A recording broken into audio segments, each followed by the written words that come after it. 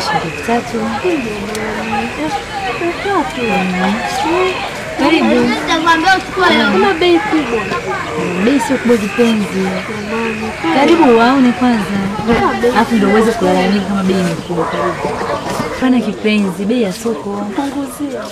Mpenzi, nakupenda. Bei ni kubwa, tuna gharama za nauli, tuna gharama naelewa. Mpenzi, naelewa. Kuna gharama za mafuta, kuna gharama za usafiri. Mimi nalipunguzie. Basi nipunguzie nichukue. Kipenzi, nachukua wengi. Hata kama unachukua wengi sikatai ndio, lakini biashara sasa hivi sio nzuri. Hali ya hewa, mazingira nayo yanasababisha kusamaki kwa bei.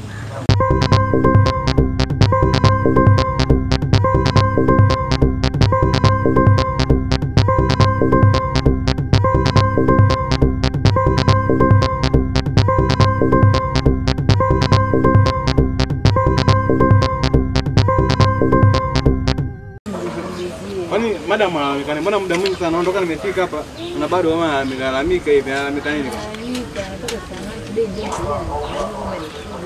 Kubwa. Anaomba mimi nimfunguzie. Sasa nakumwambia kwamba kuna gharama ambazo mimi nimetumia ndio maana naweza.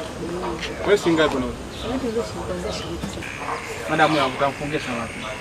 Barikiwe. Mama kawaida.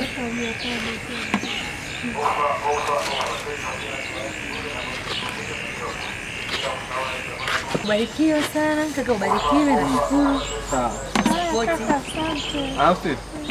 Sawa.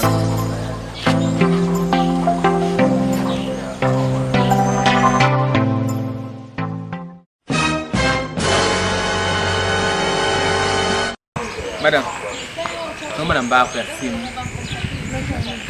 Namba tu mawasiliano. Sasa ya nini? Madam, naona kina namba. Ndio naelewa sawa, lakini pia kukutana ndio mwanzo kujuana. Kwa hiyo naomba namba yako ya simu. Sababu tunapokutana kwa mara ya kwanza, lakini pia ndio natengeneza sababu ya kukutana tena.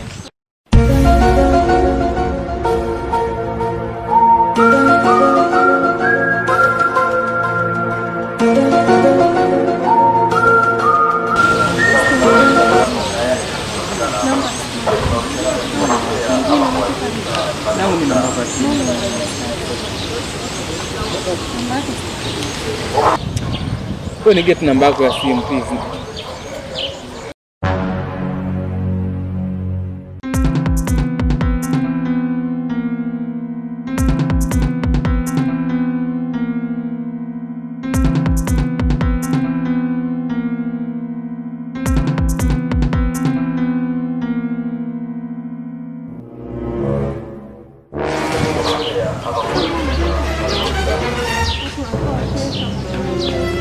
Watano tu na rudi.